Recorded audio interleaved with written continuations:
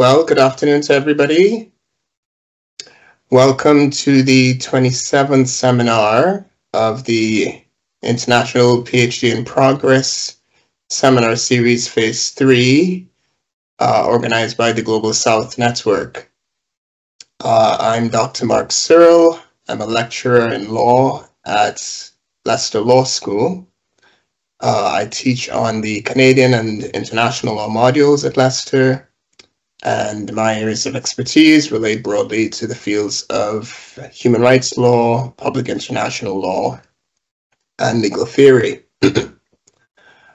I'd like to thank the organizer of this series, Dr. Nauman Rayat, lecturer in law at Leicester Law School, and the founder and convener of the Global South Network, for organizing the series and providing the opportunity to chair this session.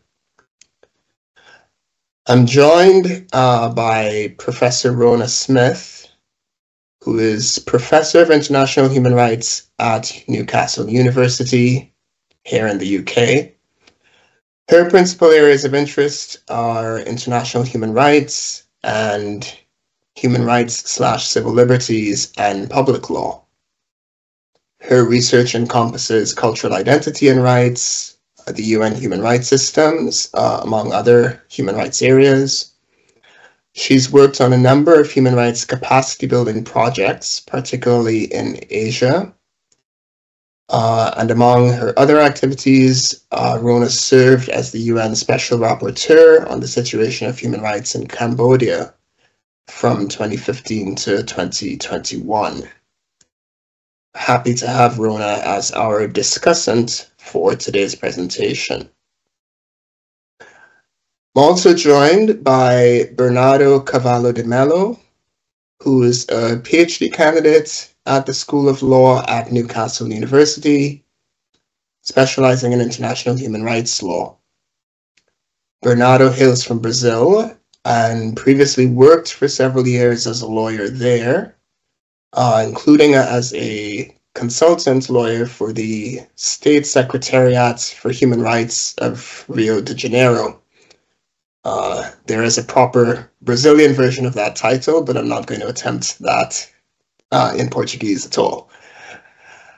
Bernardo's current doctoral research focuses on creating a taxonomy of discrimination based on cases from the European Court of Human Rights and the Inter-American Court of Human Rights. So happy to have Bernardo as our pair commentator today.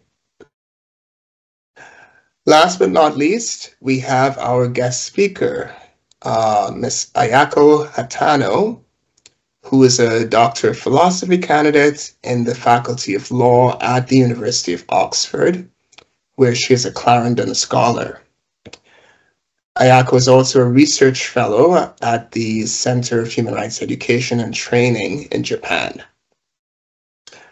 Ayako specializes in international human rights law and law and society, and her expertise extends to various aspects of human rights, including hate speech, freedom of expression, business and human rights, and gender equality and diversity. At Oxford, she actively participates in the research community at the Bonavera Institute of Human Rights, and she also leads the Public International Law Discussion Group and the Business and Human Rights Network. So Ayako's presentation today is titled Soft Law for the Intersection of Peace and Human Rights in Cyberspace, Addressing Online Hate Speech Through the Principles on Business and Human Rights. And I'm quite interested to hear what Ayako has to say, given my own past work experience on some of these topics. So Ayako, you have 30 to 35 minutes to deliver your presentation, and that will be followed by approximately 5 minutes for reactions from our discussants and peer commentator. And we'll then have the remaining time for any questions and comments from attendees. So over to you. Thank you so much, Mark, for your kind invitation to this Global South Network and a wonderful, comprehensive introduction. I would appreciate any comments, literally, because this is like kind of work in progress. Even though like it is based on my published paper, I'm working on another one to be presented in the Business and Human Rights Youth Conference in August, as well as EUI, European University, Central Universities Conference in October, I think. So this is like still a lot of like discussion point and to be modified, revised. So I hope you can bear with me with the some parts are still like very I've been working on my thesis on hate speech and international human rights law. So like this paper is not like exactly part of my paper, a part of my thesis or chapter, but more like tied like coming out from my research on international law and international human rights law and hate speech. Because online hate speech is just getting more and more contentious issues in terms of in the context of human rights as well as security and peace.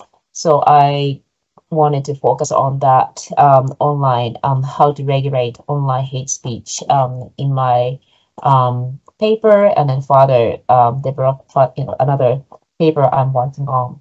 So just let's get on the definition of hate speech. As an international human rights law scholar, I can't avoid talking about definition, but good or bad, and like the as you may know, there is no legal definition of hate speech, and then on the international fora or there like at the domestic law, in the domestic law and at the domestic fora, there are of course like a number of laws to define what hate speech is, or like either even though like they may not use the word hate speech, but define it in their own national and social contexts.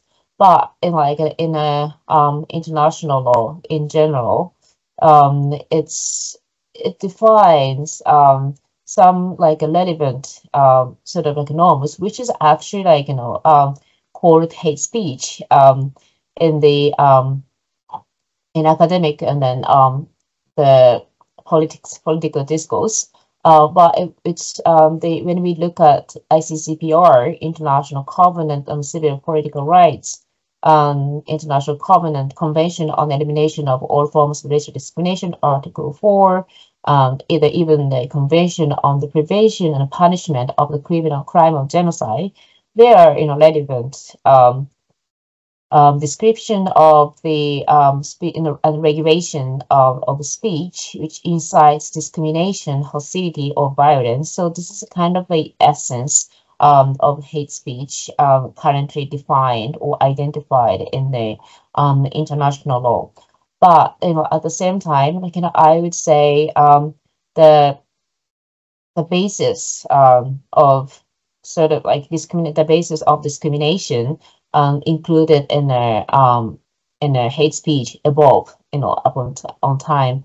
So like even though like they are kind of limited basis in their current provisions and in convention ICCPR and ICER, but like this expands to a lot of identity factors, not really religion, ethnicity, nationality, race, color, descent, gender, but also like language, economic, social origin, disability, health status, or sexual orientations and gender identity, among many others. So hate, and then it's also like important to note, hate speech can be conveyed, through any form of expression, especially like online, including images, cartoons, memes, objects, gestures, and symbols, and it can be disseminated offline and online. So this is something I wanted to just note, before we move on into to the discussion. And especially like, I also wanted to just flag this harm of hate speech. Sometimes it's still even now, the hate speech, some people say, oh, hate speech just speech, and then there's not really they should be protected under the strict sort of protection of freedom of expression, which is true. But in harm of I sympathetic and sympathize with this analysis of legal philosopher Jeremy Ward, Professor Jeremy Ward at NYU.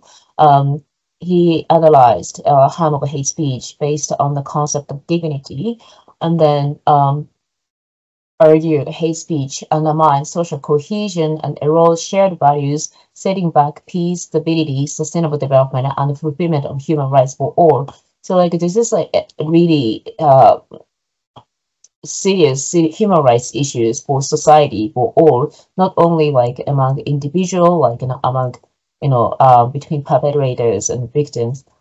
So this is this commitment, human dignity and inclusion and respect for members of vulnerable minorities are truly important in the addressing and talking about hate speech. So this is sort of basic stance of me against on the harm of hate speech.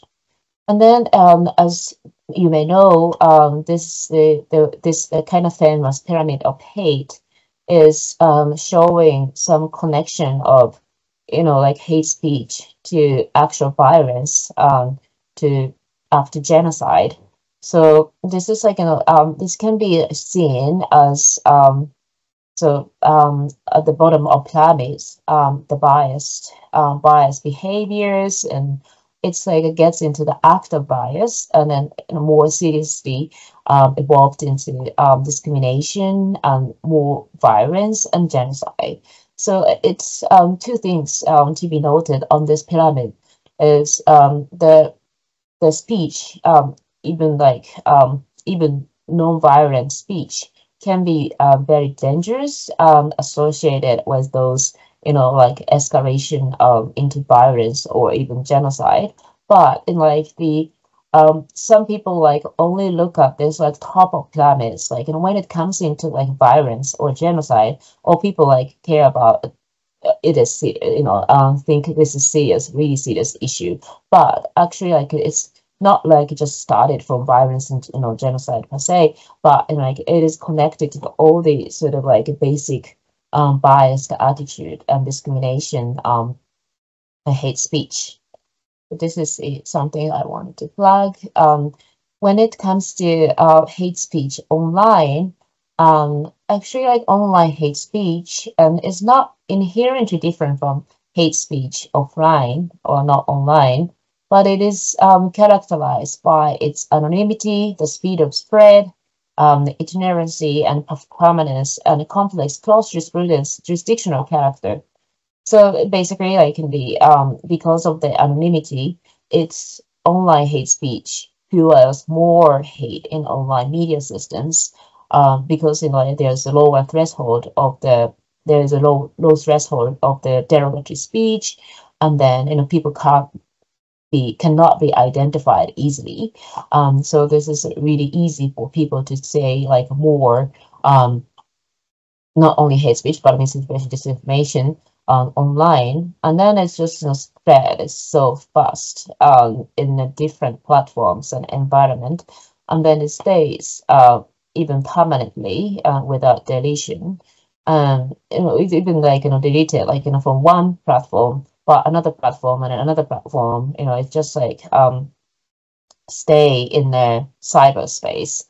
And then interjurisdictional, this cross-jurisdictional character makes it very difficult for states to regulate hate speech. So this is, and then in addition to that, in the rise of generative AI, just accelerate these characteristics of online hate speech, or in the cyberspace.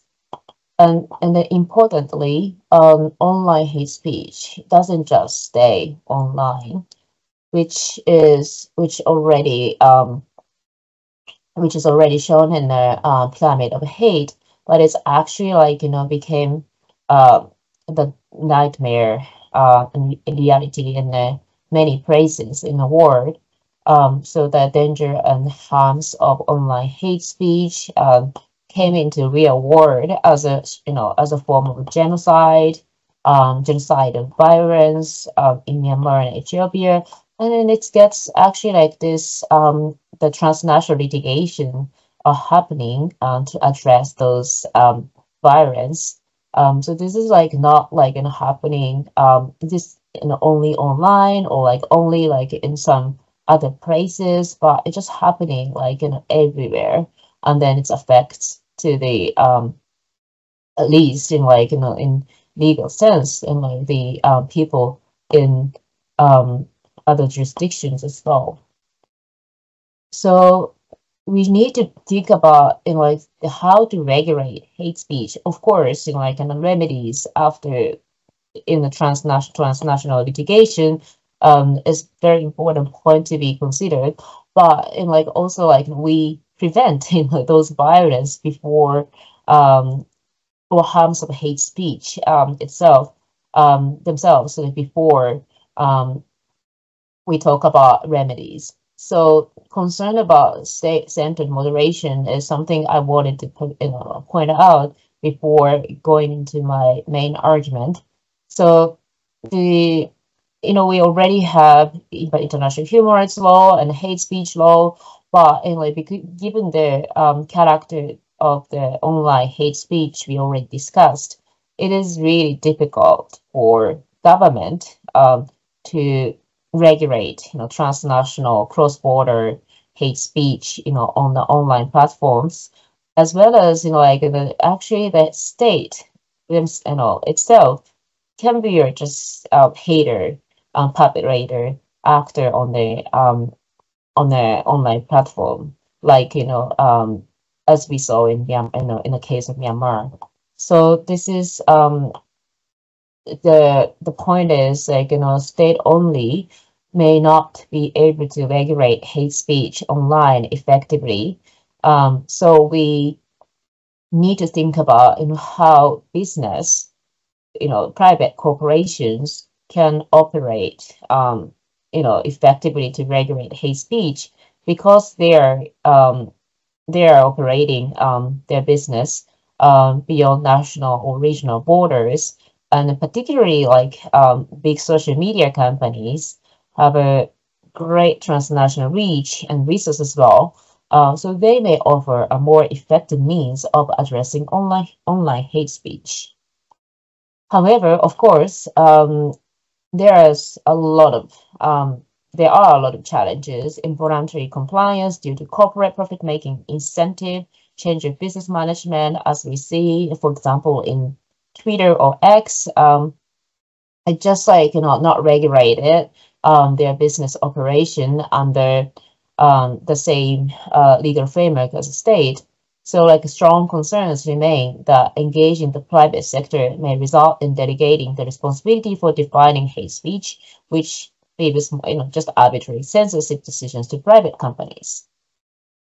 So the question here is international human rights law, which in principle work to regulate the state party or state, should be applied or can be applied as a basis of business platforms rules to regulate hate speech. Second question is international. So if it's applied it can provide effective regulatory guidance in especially like on who can and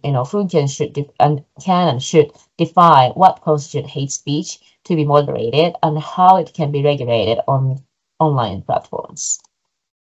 So in regards to the question, who should moderate, state or company or anything else? But here, as we already saw in a discussion, like state content moderation, it involves the implementation of laws, regulations, enforcement mechanism, but as there is concerns or in capable, the concerns of the incapability of states to address those the cross-border hate speech spread.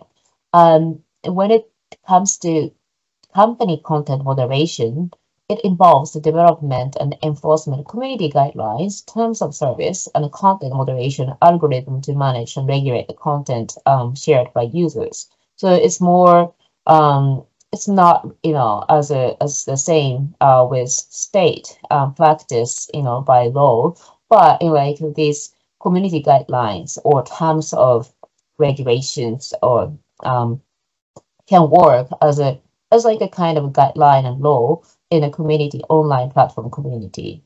So, but in a company content moderation, as we already discussed, is influenced by the business interests, user community standard, and also like a legal requirement of that, country or state, where the company operates. So these are, like both are have some concerns on regulations, and then when it so to discuss, how international human rights law could be applied or could engage private sector and company. I want to focus on this soft law framework on business responsibility or business and human rights. So this is already like, more than 10 years ago, the Harvard professor, John Ruggie, issued as guiding principles of business and human rights, implement the United Nations Protect, Respect, and Remedy framework. So it is not, yet legalized or like made into treaty, even though like discussion is going on. But during this, in the past, over 10 years, actually this UNGP, UN guiding principles evolved to engage business more into more protection of international human rights principles and guidance under international human rights law. So compared to the government, which has the duty to protect, and like the corporate is considered to be responsible to respect international human rights law and treaties or principles. But it actually worked well in some cases. For example, like a Facebook CEO, Mark Zuckerberg, clearly explicitly mentioned our terms of community guidelines and policy is based on international human rights principles and guidelines. So this is part of the discussion why international human rights can be relevant to the companies, the corporate as well. And then a special rapporteur on the promotion and protection of the right to freedom of opinion and expression issued number of reports on clarify the clarification of how UNGP and the international human rights law can be applied on content moderation of platform companies. And then the international law may protect speech online in ways that legitimate social media content moderation, which is important not only for users but also social media companies themselves. And then now in last year, Yuval Shiny, he international human rights law professor, he also argues the sort of change transformation of international human rights law, as international human rights is a living documents and principle. So it changes itself in terms of the change of circumstances and the environment. And then he pointed out some radical reinterpretation of existing human rights norms, the emergence of new digital human rights, and the extension of human rights law to new right holders and duty holders. So now international human rights law seems to be transforming itself to adopt or to engage non-state actors, including the business, private companies, into their normative framework. So this is the who question, and then the next question is what constitutes hate speech? which is actually truly complicated. So I'm not really getting into detail, but I wanted to just emphasize here the international human rights law already acknowledged this complicated complexity of defining hate speech. That's part of the reason why we don't really have a specific definition of hate speech in the international human rights instruments. But like this rapid plan of action sets this is not part of the treaties, but like this plan, issued by OSHO and an experts roundtable discussion sets a kind of high threshold for restricting the freedom of speech, requiring analysis of 6 elements to identify whether prohibitions of speech are consistent with this principle. And then this six elements clearly shows how complicated to define or like detect hate speech, which I will talk later in the how part as well. Oh, sorry, just going. So just to like for brief analysis or argument here is because in like the definition or like defining detecting hate speech is really like affected by local, like historical, cultural, linguistical, or this context. We need like more local human rights experts and civil society groups engaged in the development of the terms of guidelines, and then also the rules of the community on the online platforms. Otherwise, like for example, like the on-site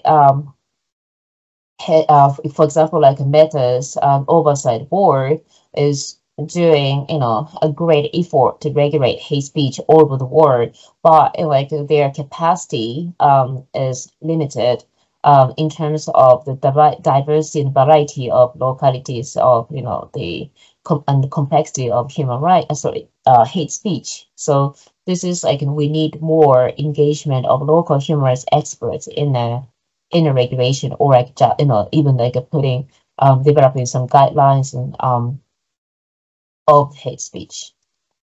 And then like get into in regards to the question on how to moderate hate speech, there are sort of 2 types of moderation. One is human content moderation, and the other one is AI content moderation, as it may be is self-explanatory, but the human content moderation is involves a manual review or assessment of user-generated content by human moderators. And then AI content moderation, it's also known as automated content moderation, utilize artificial intelligence, AI, and machine learning algorithm to assess and filter user-generated content. So more and more platform companies actually like relying on the AI content moderation because it's cheaper and it's more sort of like manageable for those like who's really optimistic about the future of AI. But and then this David Wilner person just talked in March 2024 in at the Harvard University's conference. Outsourced human moderators are ineffective, and then he's like more he's strongly advocates for generative AI, artificial intelligence moderation, like AI moderations to on hate speech. However, although like social media companies can establish rules and moderating contents of platforms through their TOS, and then use AI, but in like this as we already discussed, in like a nuanced and multifaceted nature of hate speech, really like make it difficult for AI to moderate, hate speech accurately. So there are several actually like examples. For example, like a linguistical complexities. It's the data already showed like the 90% of the Facebook expenditure on misinformation is spent on English language context. So other issues, other languages, there's misinformation and also hate speech in other languages are easily dismissed in this content moderation effort. And the even the the platforms are relying on the AI-based automated content moderation for cost saving reasons. That technology is not yet capable of identify such nuanced elements with what which we have seen in the Labat plan of action.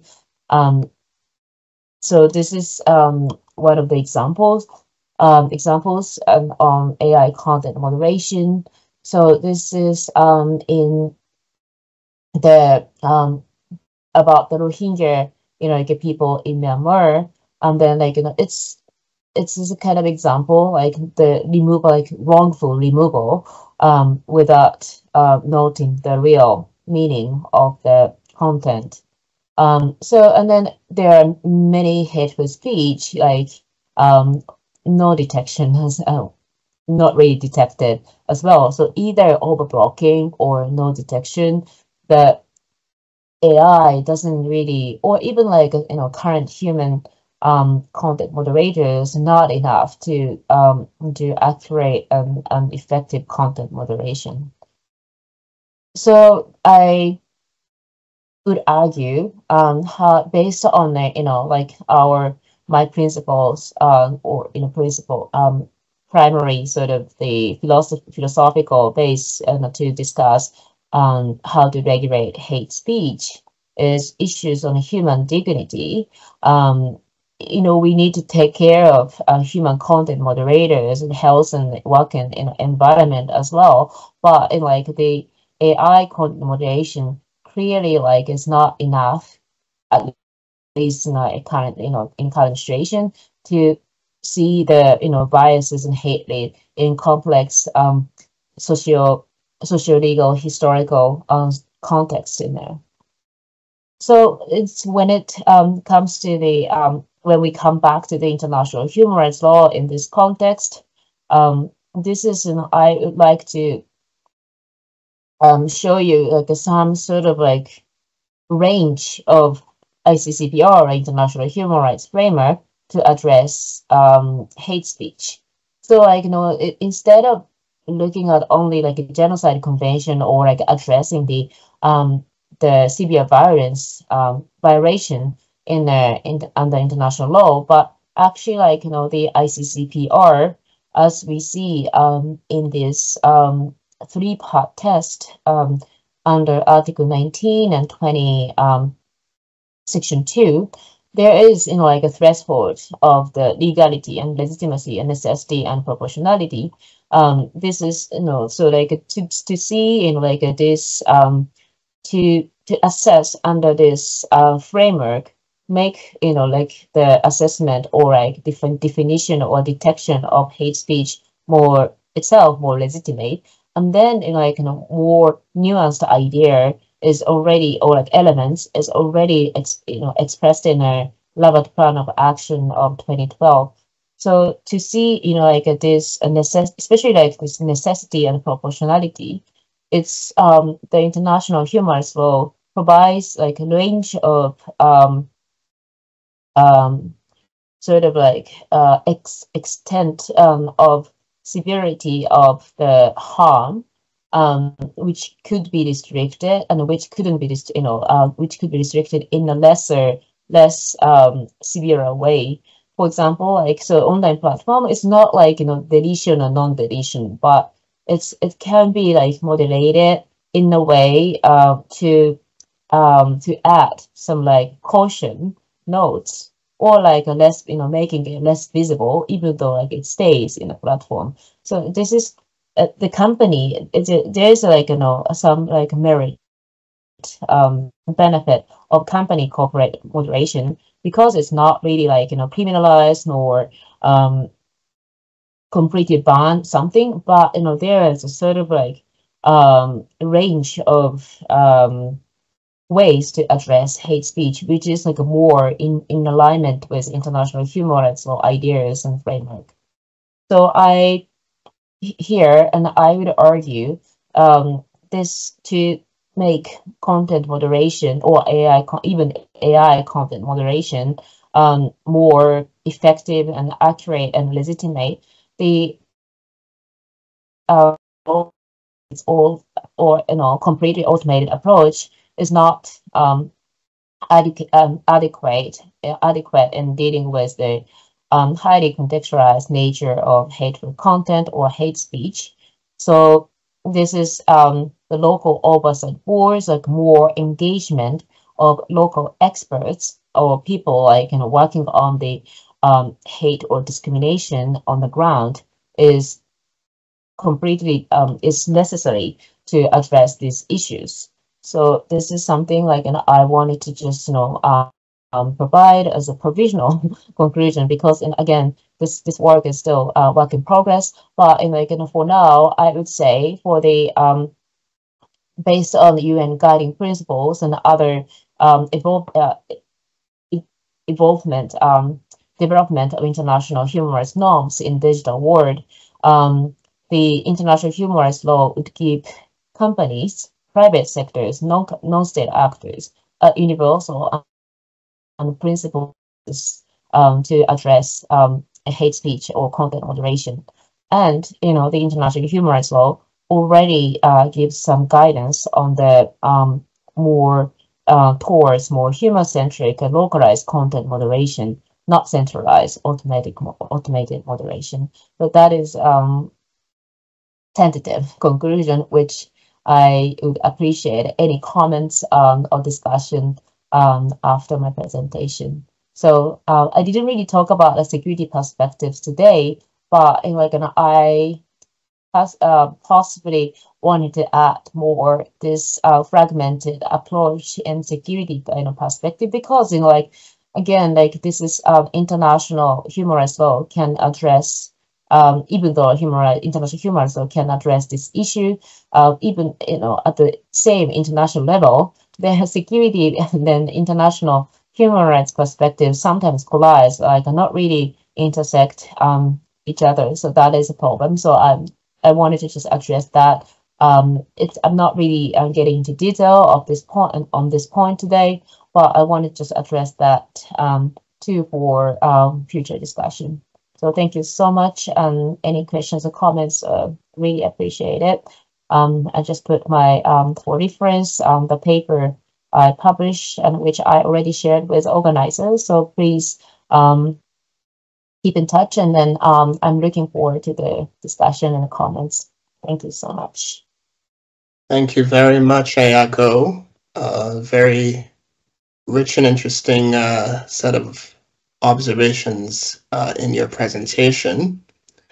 I would like to now turn to our discussants and peer commentator for reactions and comments. So I would invite Rhona and Bernardo. Please feel free to flow on one to the other for the next few minutes.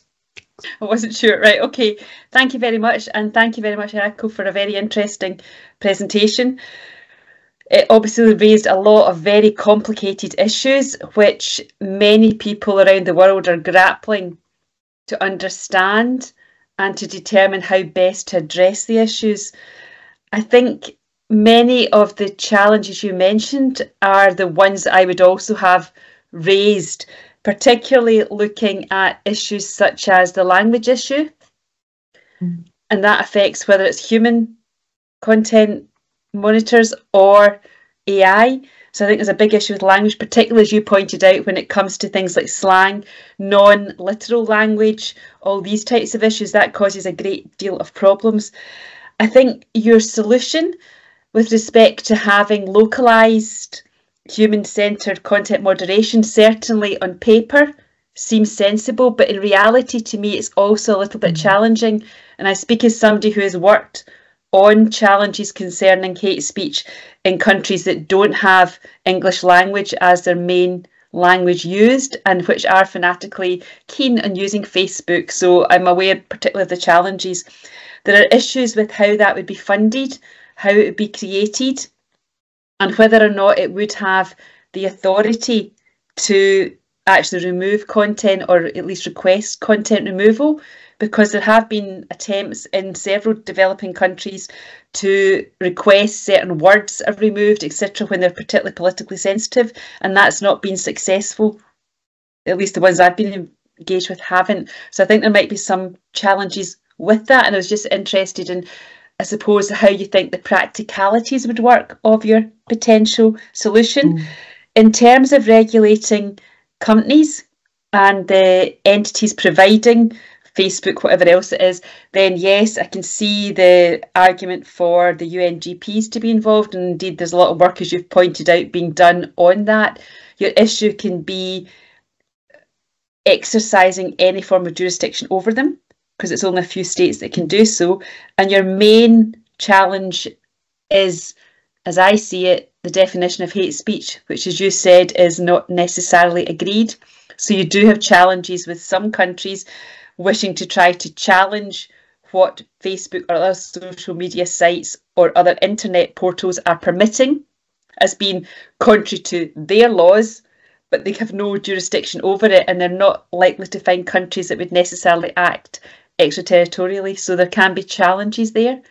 And I suppose my main question would just be that you indicated at the beginning that this paper was not directly on your PhD, and as this is obviously a series in which we look at PGR students and also PhDs, I wonder if you could possibly outline quite concisely what your PhD is actually on, so as everybody can understand how this paper fits in. And it doesn't matter if the paper doesn't directly fit in, but what we would be interested in is just understanding the exciting work that you're doing. It's certainly a very interesting area, rich with literature and full of pitfalls and problems. So good luck and thank you.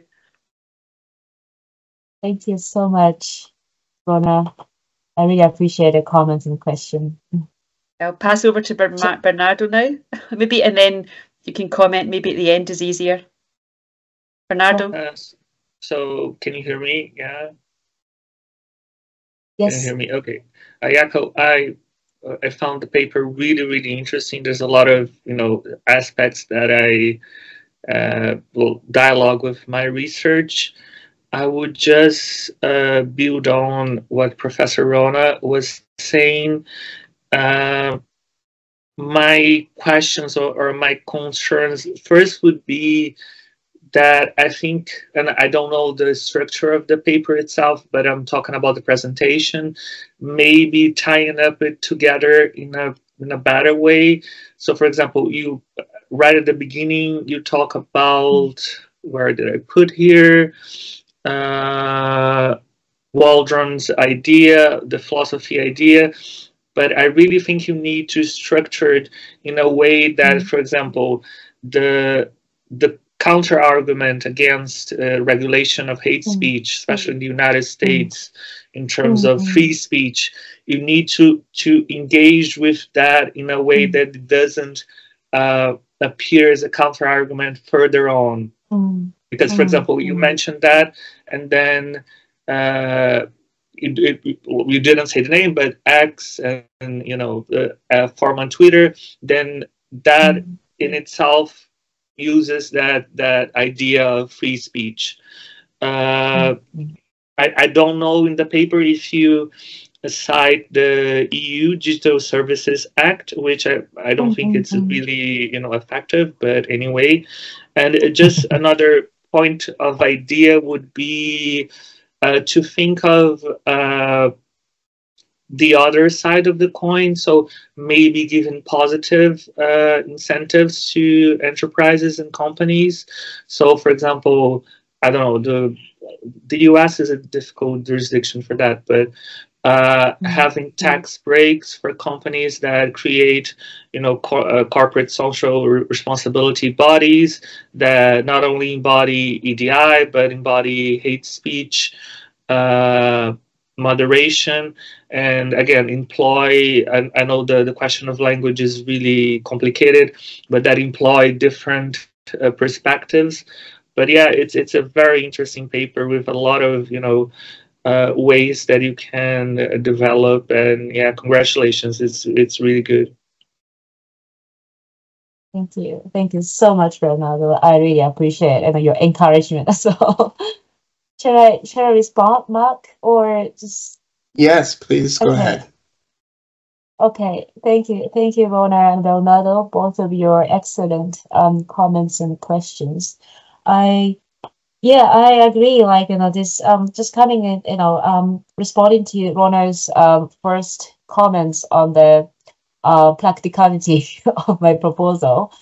I totally agree with you. Like, as a human rights scholar, I would say, hey, localization is necessary, but when it comes to implementation or realization of that kind of scheme, it needs a lot of resource and then coordination and collaboration among people like in a multi-sector stakeholders and approaches. But I think some projects are already happening because I didn't really talk about the UNESCO's projects, or like some of the projects that are happening in the UN, and also like civil society organizations, which bring international human rights ideas on the ground, like through judiciary, as well as like companies training and etc. So like there's obviously a lot of pressure on on companies to get more interaction or communication with local stakeholders, as well as and then also like in the recent conference in Madrid and ICON-S, so and public law conference. I had an opportunity to talk to the Meta Oversight Board member, which who presented about how Meta moderate content, and then how they assess the sort of cases coming up to the Meta Oversight Board. I asked the kind of possibility of this localization or of the content moderation approach, and then this is obviously acknowledged by the issues and acknowledged by members in the oversight board, and then they already start discussing the possibility of because now Meta Oversight Board is supreme, considered as a Supreme Court of Meta, but there's no lower courts, like a first and second, local examination can be or should be added. That kind of possibility is acknowledged by Meta people, even though they themselves don't have a sort of authority to set up everything. But I think at least the issue is considered very seriously, by current member of the oversight board.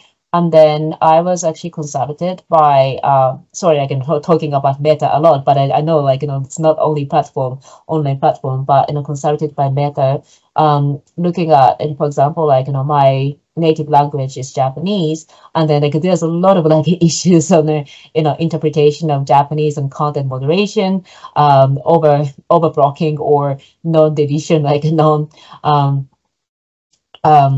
address.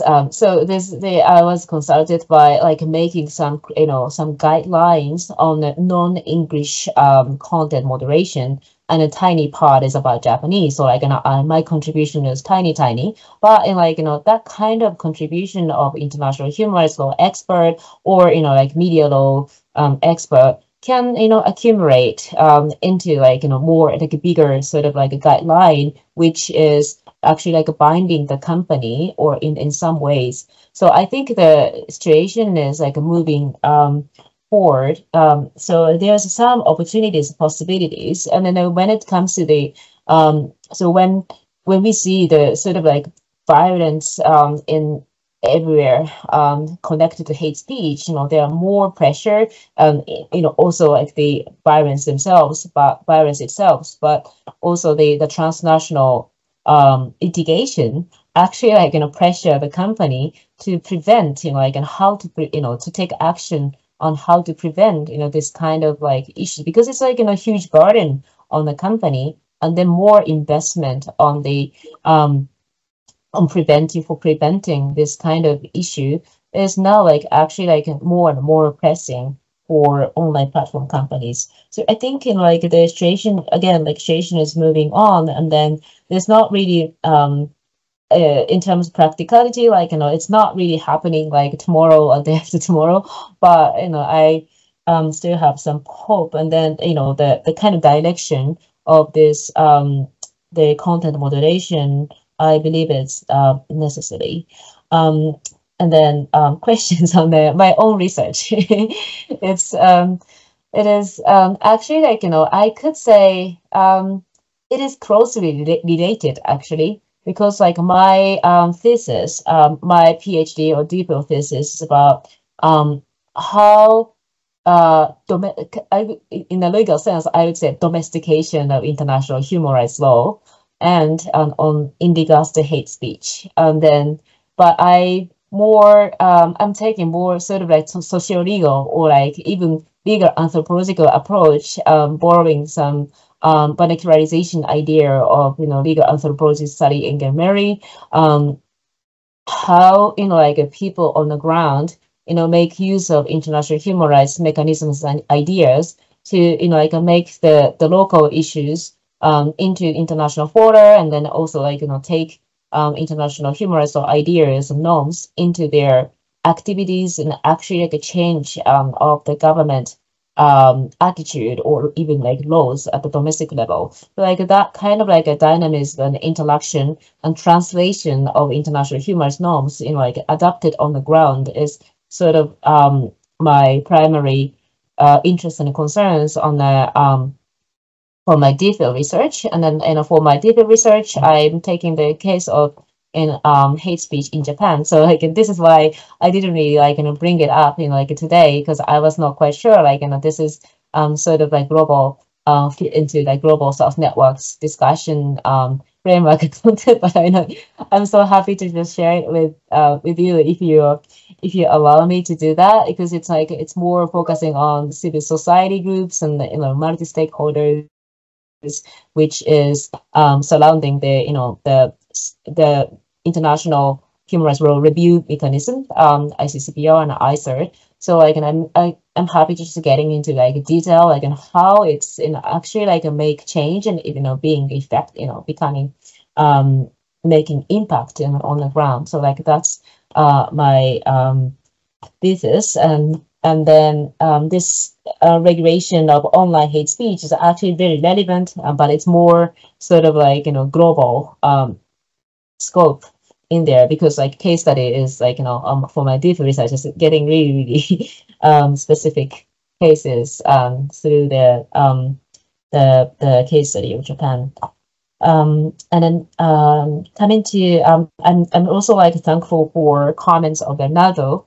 I was my presentation, you could see I was just making my presentation slides just right before my presentation. I wanted to just make it as comprehensive as possible, but haven't really streamlined my discussion yet. So I completely agree with you, the freedom of expression versus regulation, or hate speech regulation should be clarified. The framework should be clarified in the beginning of my presentation, and then at the beginning of my presentation, and then actually I think in the paper I included EU Digital Service Act, and then some AI recent AI Act, and then even though the EU argues that Brussels effect and to this is something coming,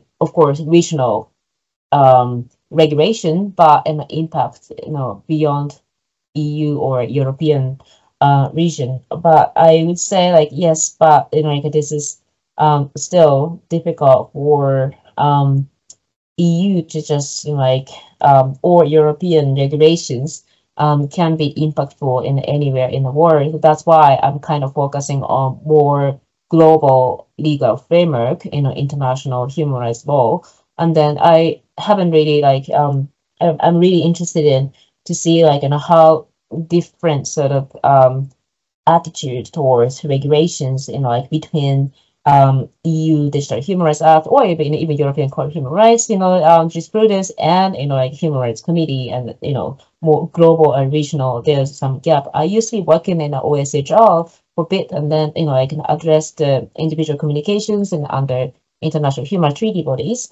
So there's a lot of interaction between not a lot, some interaction between human rights treaty bodies and the European Court of Human Rights and other regional courts. But there are obviously some gaps and differences between the jurisprudence as well as the attitude towards this kind of complicated issues and including freedom of expression.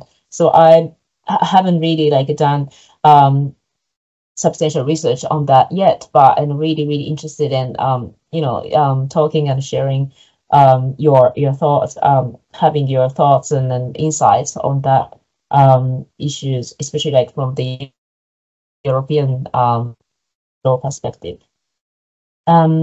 Yeah, that's sort of my primary response to your wonderful, excellent comments and questions. And then sorry, I may not really cover everything you raised, but please just let me know if you have any further questions or comments and insights. I would appreciate that. Thank you.